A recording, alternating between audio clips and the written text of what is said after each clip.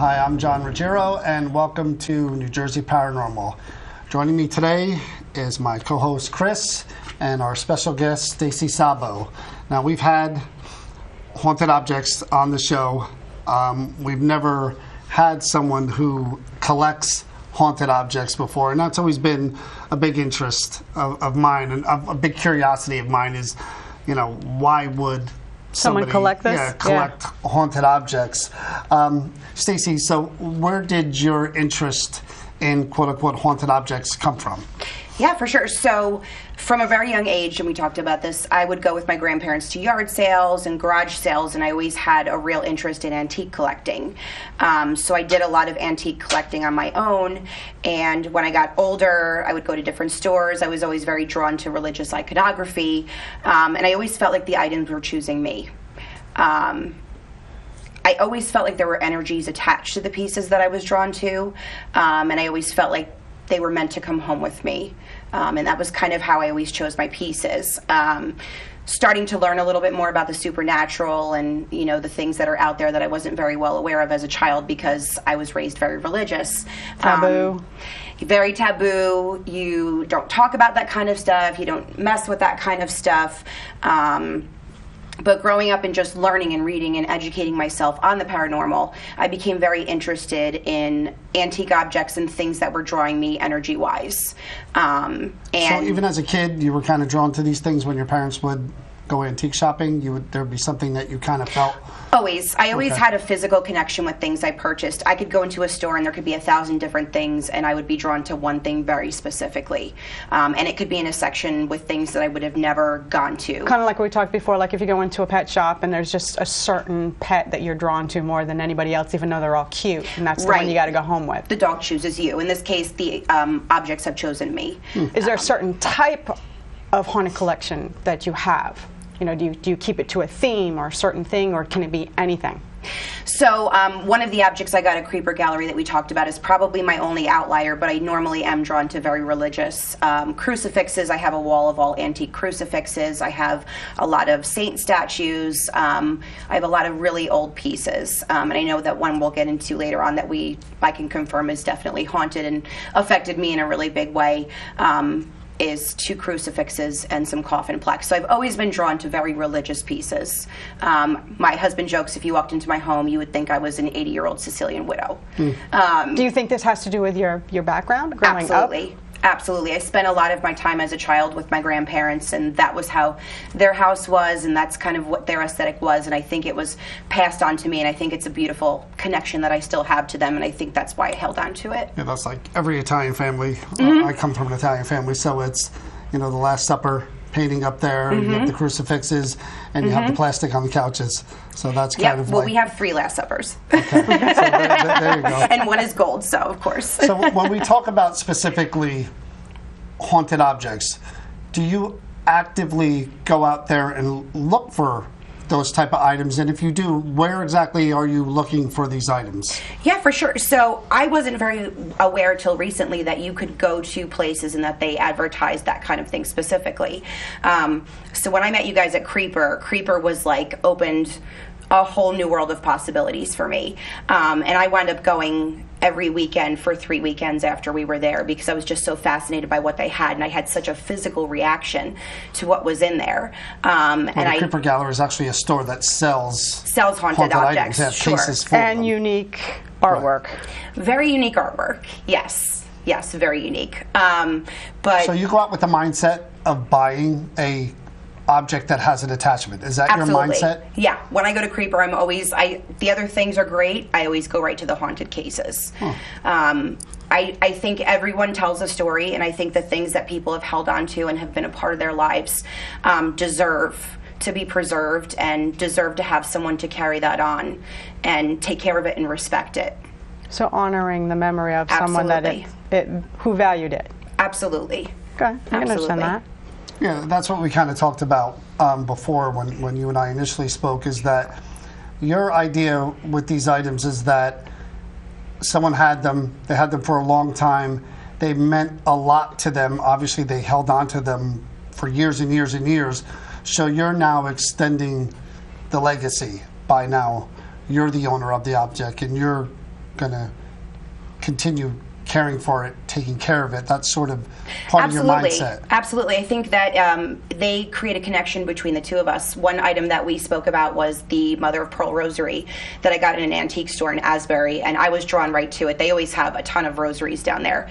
And when I took it to my friend who's a medium, she put hands on it and she felt a woman's energy, someone who had had this piece for most of her life, and it had cost a great deal of money when it was purchased, and she held on to that thing her entire life, something around 70 years, from when she was very young, because she felt like it was so special. And I don't think in today's day and age that we hold the same value for anything. Everything is very disposable. And for someone to hold on to something like that for an entire lifetime and be so proud of it and appreciate it for what it was, I think is so beautiful. And to be able to carry that on, I think is so special. You talk about that because I actually have like a stuffed animal that's in my closet in a plastic bag, all like I've had since I was 3 years old. It means the world to me. It's been stuffed and restitched millions of times, falling apart. It means nothing. It looks like crap to everybody else, but I'm hoping when I go, my kids will keep passing this on because it meant everything to me. Right, and that's what matters. Yeah. I don't know if I'd be attached to it, hopefully not, but it's something that mattered to me. Absolutely. Yeah. So when you acquire these things, these items, how do you go about acquiring them?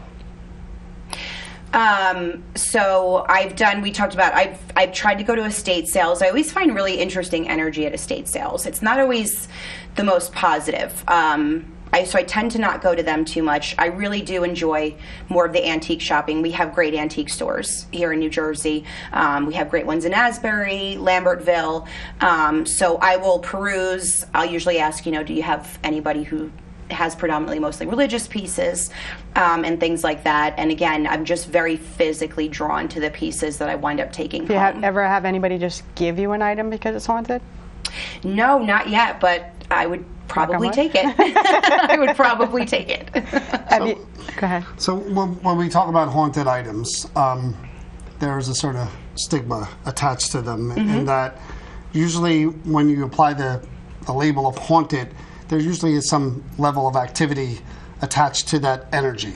So along those lines, has there ever been any kind of experiences for you after you brought a specific item home that you noticed things were happening that weren't happening before? Yeah, I would say not so much things moving in my home, but physically and emotionally affecting me, absolutely. I know one of the items that we're probably going to look at is the twins crucifixes I have. So this set of twins died very young in age, and I have their casket plaques, and I have the crucifixes that were also on their coffin. And when I brought that thing home, first of all, I told my husband. He was so upset. He didn't want it anywhere near the house. He's never reacted any which way like he did with that thing. He was so upset when I called him and told him I bought it.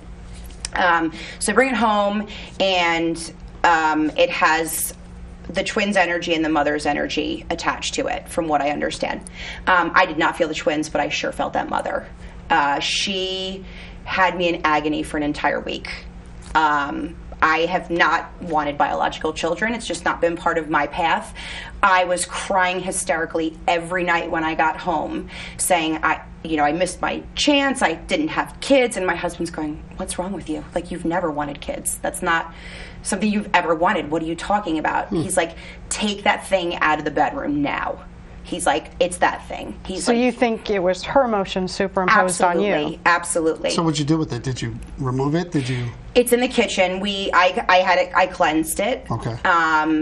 I also kind of tried to, I don't want to say connect, but kind of just talk through with what I think is attached to it, and just say, you have a safe home here, but you just can't keep coming at me the way you are. Like, I can't come home from a 14-hour workday and be hysterically crying every night when I go to bed. So that has since calmed down. That was a bit more of like the, I would say, negative emotional side, but I've also gotten pieces that are attached to lovely, like a 17-year-old girl, which is also one of the items I showed you, and they say her family's with it too. And when I hold it and when I'm near it, I get a sense of just love and loyalty and just beautiful family connection and energy. Never anything flying off the walls or girls opening up on their own when you brought something home, just more energy that you feel. You just sort of... Yeah, nothing moved until last night. Okay. Last night was the first time anything moved on me. So I thought that was really interesting. What happened last night? So you guys had asked me to take some pictures of some things, and one of them was the pearl rosary I mentioned went missing. It's been in the same place for the last 3 years that I've had it gone. Don't know where it is. Can't find it. Tore apart everything looking for it. So that went missing. Another item I have is a watch my grandfather gave me when he died in 2000 that was still running. I picked that up. It went dead, beeped, and then went to January 1st at midnight. Just the time changed. The time has been keeping since I got it, and it went. You were telling us over the phone that this runs, I had to call and I you. said there's no reason for it, and yeah. And then I take the picture of the jug that has the death card with it, and the death card went missing. It's gone. I live in a 1-bedroom. It had nowhere to go. It's just you and your husband too, right? And I was alone at the time. Turned over the furniture, ripped the sheets off the bed, just turned over everything, and I still haven't found it. So it was a really interesting night. Why do you night. think that that's the case? I think that not everybody wants to be seen. I really do. I think that there are those of us that in life are intrinsic, and they maybe don't want to be broadcast. Maybe that item that woman had for 70 years is so special to her, and she wants to keep it special to her. Maybe she doesn't want the rest of us to see it. She doesn't want to broadcast. Maybe she just wants it to be between you and her. Yeah, because if you think about someone like that, they probably didn't lead a very extravagant life, and they were probably a little more private. And I just don't think she wanted me to broadcast her most prized possession to everybody watching. Have you ever come across anything negative that you just walked away from because it's negative energy? Absolutely. Going back to Creeper, she has a voodoo doll there. I actually think it's a little more Payomayambe, which is kind of a dark magic. And when I went near it, it made me want to throw up. It just was very, very bad energy. It was not made with love. It was very... I know, I think you and I were the only two that didn't want to touch it. I would not touch it. It was so nasty. And I just wouldn't ever want to welcome something in that gave me a feeling like that. Like, as much as I love haunted objects, there's negativity and there's positivity, and I'm not going to willingly allow negativity in my house. You never had anything kind of turn on you, though? Anything that you did purchase initially under the guise of good vibes turned to bad vibes? That's sort of, they say that these negative spirits can be tricky, where they pretend to be one thing when they're really another. You've never had that kind of experience with anything? Never had that kind of experience. I'm also not, I'm very careful with my intention when I purchase things, and the energy I keep in my home and the atmosphere we have in our home is very loving and positive. And I don't think things like that would do very well in my home. I've had, I wouldn't say negative, but we did talk about another rosary I got that when I held it, I had a lot of back pain. I started feeling like achy and almost kind of like flu-like. And when my medium put hands on it, she said that the person had suffered with a back condition and had arthritis issues, and that if I was going to keep it, I probably needed to cleanse it because it was going to continue to affect me physically. Let's go on to the other side of this. And do you tell family and friends, or just everyday people, what you do? I'll tell the milkman if he asks me. I mean, I don't, I am who I am. I think that it opens the door for a conversation. I think that it's all in how you speak to people about it. If you make it hokey or you make it cartoony, that's how they're going to perceive it. But if you explain it, and a lot of times if they see things, people tend to be a little more understanding. And like I said, you'd be surprised how many people, once you acknowledge that you believe in it, how many people all of a sudden are okay with talking about it, because it can sometimes be taboo, like you guys have said. You work for paranormal investigations, so people don't always take that and go, oh, okay, great. It's like working for the state of New Jersey. It's just not the same thing. We either get someone who, oh yeah, I've got a story to tell you, or like, yeah okay, yeah. Well, yeah, but along those same lines, if it were me and I didn't have those type of things, or I didn't go actively looking for them, I would want to know before entering your house that they were there. Give me the option of whether I want to expose myself. Do you tell people, hey, this is what I collect before you enter my home? This stuff is there. Yeah, so the people who come to my home I'm very close with. I think welcoming somebody into your home is a very intimate experience. So a lot of my family and friends are the ones who would come over, and they are well aware. As soon as I buy something, it's on a text message. Because I have those dolls from a previous show, and I wouldn't bring them into my home because just the thought that I knew there was an attachment to a few of them, so I wasn't going to expose anybody else to that except for myself. So I would want to know prior to going in anybody's home if they had quote unquote haunted objects. So I was just wondering if before entering, hey, I have these things in my house. Give me the option. Yes, I always do, and I find that there's hardly ever fear. It's more fascination. Like people are actually then opposite, dying to come in and see what it is. And then you get the, you're crazy, but then you kind of start talking through it, and they hear the stories behind it, and everyone kind of chills out. Like so you never had anybody say, hey, I went home that night and something happened. I had a weird dream about one of your objects, or something happened in my home. I've had people come and then have very vivid dreaming. I wouldn't say that necessarily it was attached to that. I will say there's nights my husband doesn't When I called him last night to tell him what had happened in the house, I said, all right, listen, I saged, we're good, but I need to tell you what happened. And it was just like the Queen's accent came out. I was like, oh God, where am I going to sleep tonight? And so he actually living there freaks out more than people who visit. And it's your thing. It's not his, so you can understand why he'd freak out a bit. Right. He says he feels like sometimes he lives in like The Conjuring. I offered to put his dolls in my basement. He goes, no, they're staying in the trunk. Yeah. That's how you feel. There's no effects on his emotion, or you said that you felt physically affected. You feel some of the things that these objects are giving off, but for him, no, and he's not a believer in the same way that I am. He's more, if I see it, if I experience it, if there's scientific data to back it up. You might know somebody who sounds like that. No, not at all. No, not even a little. He believes it. Our first meeting with you guys, he walked out and he said, see, that's what I was looking for. I was looking for proof. I wanted to see like scientific proof that what we talk about and what we think is really going on is really happening.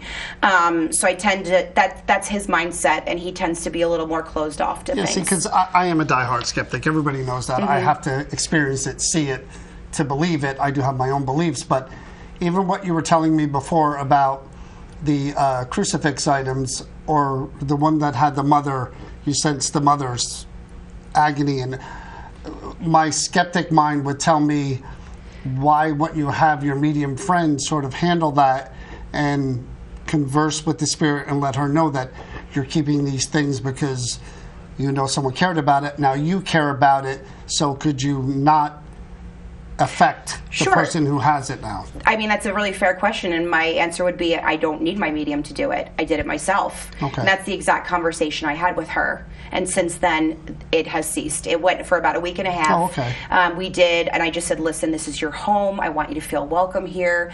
You're going to be here with me. Don't feel the need to be so aggressive with how you affect me emotionally. We had mentioned before too, you do go into stores and you're drawn immediately to, like, if they have a shelf that says haunted, you go right to there. Do you read the story first behind the object before you get attracted to it, or is it the emotions that pull you first? Sure, always the emotion. The only place I've ever gone that had a story is Creeper. And even with that, I've always read the tags after. I don't want to know ahead of time what happened. There is one object there that every time I hold it, it makes me want to cry. I wouldn't bring that home. But yeah, it's always based on just physicality and what I feel. There's a lot of times where I get very choked up and I'll start getting really, really hot. It's almost like we're saying a game of Marco Polo, right? Like when you get closer to, something you're meant to be near, you start feeling. Well, you had to leave one of our events because you started sweating and getting really overcome. Yeah, I almost passed out. I don't think you realized you were sitting actually right behind you was the object that was affecting you. I have not come that close to passing out since I was probably a kid. It was just it was too much energy. I wasn't ready for it. I didn't really know. I definitely didn't know it was there, but I didn't realize how much stuff was going to be there. Well, let's talk about that too. I mean, because you are the way you are and you collect the things you collect, what do you do to protect yourself or your home? Yeah, so we do a lot of things. I'm a big fan of saging. I think it goes back to Native American culture. I think it has physical benefits as well. So if you don't believe in saging and you don't think it works, it's still good for the air. It gets rid of bacteria and things like that. But I do sage my house. We saged a lot last night. I burn a lot of incense, and I do keep evil eyes in my home. You're supposed to, in your home, always have one at a doorstep so that if someone walks in, the evil eyes automatically very protective. And I also do keep crystals in certain corners of my house to keep us protected. Now, you talk about you come from a religious background, so you pray too? Absolutely. So Absolutely. we're going to show a few of the items you have. Yeah. And we're going to talk about them, and you could tell us what it is. Sure.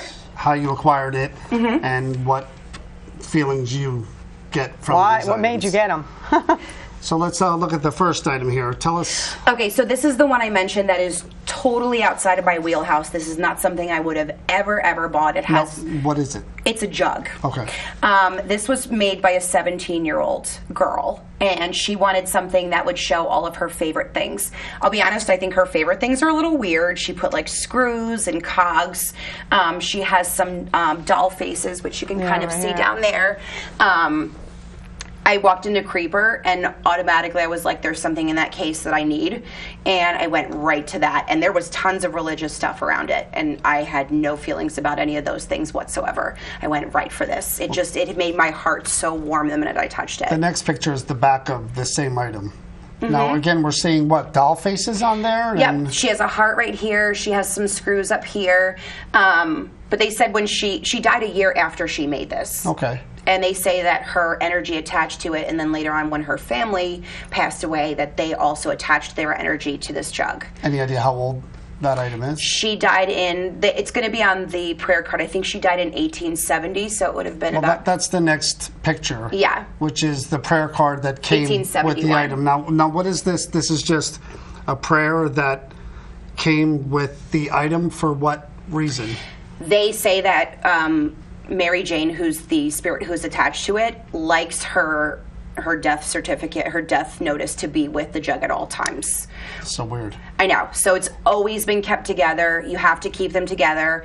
Hopefully in the next couple of days we're going to find this, because this is what went missing in my home last night after it was literally right next to the jug, just went missing. So it's almost like a validation to go along with the jug. It just keeps it going, like what you talked about before, why you're drawn to objects. Absolutely, yeah. What was the vibe? I mean, even when you brought it into your home, did you feel anything from it at that point as well, or just... Yep. Every time I touch it, it's like coming home. Really? You're just very warm here. You just have a beautiful feeling of love and family. I get this was one of the most positive pieces I've ever been drawn to. And again, I think it's so funny that it's so outside of my wheelhouse. That's why I know. Because you mentioned religious type Nothing of items. religious about it. Yeah, that one's got creepy doll faces on it. Sure does. Sure So does. it's like you're going out there and seeking light to bring into your home.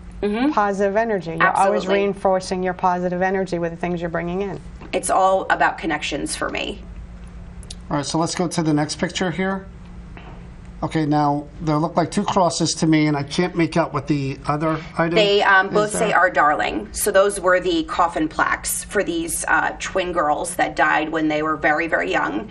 Their mother died of a broken heart several months later. And again, this is what I think I felt was her grief and her sorrow. I don't even know what I was thinking about, but I put it next to my bed. Because we didn't know we were going to hang it yet. Right. We just, you say, okay, well, we'll hang it up. We'll figure out where it goes. And just the agony that came with this thing was so intense that my husband was like, get it out of the bedroom. Like, we'll figure out where we're going to put it. The bedroom is not where it's going. Like, we'll come back to it. Just put it somewhere else. But again, what was the thought process around purchasing it? If you knew there was that kind of emotion and pain that you felt attached to it, why would you want to bring that into your home? I'll give you an analogy. I recently rescued a guinea pig, and I've never liked guinea pigs in my whole entire life, never been drawn to them. If you told me I would ever have one, I would tell you were crazy. I walked into PetSmart to buy my dog food, and I saw this guinea pig, and she had been dropped off by someone who didn't want her anymore. And I just looked at her, and I was like, I don't know you, and you don't know me, but I know that you're meant to come home with me. And it's not something I would have ever thought I'd have in my home. I feel like this was the same way. This piece just spoke to me so much, and I had such a physical reaction to it that I felt like they should come home with me. Did that reaction get stronger once you got home? Yeah. So it just kept intensifying until you finally... Yeah. Okay, let's go to the next one. Okay, this is actually the front of an item that we have a picture of the back as well. What is it, and where did you get it? Yeah, for sure. So this is the only item that I didn't purchase. Okay. I live here in Woodbridge, and I was in my backyard, which is fenced in, and I saw something coming out of the dirt in the backyard in the grass, and I was like, what's that? I went over and I bent over, and it was this piece. And I said, how the heck did this get into my backyard? Like, no one comes back here. And I did some research. There's an inscription along the bottom. I'm not going to try to say Spanish because I'll just embarrass myself. But it's religious symbolism. It is. And it's actually, I researched it, and this image goes back to a brotherhood from Peru, a Catholic brotherhood that worships this particular painting because there was an earthquake that hit their village, and the painting was the only thing that survived. So I thought it was just so crazy that, like, a religious collector found this in her backyard. And then, you know, obviously on the back, we've got the inscription, which kind of made it a little crazier. Clearly, this was done as a memorial to somebody who passed away in 2011. Wow.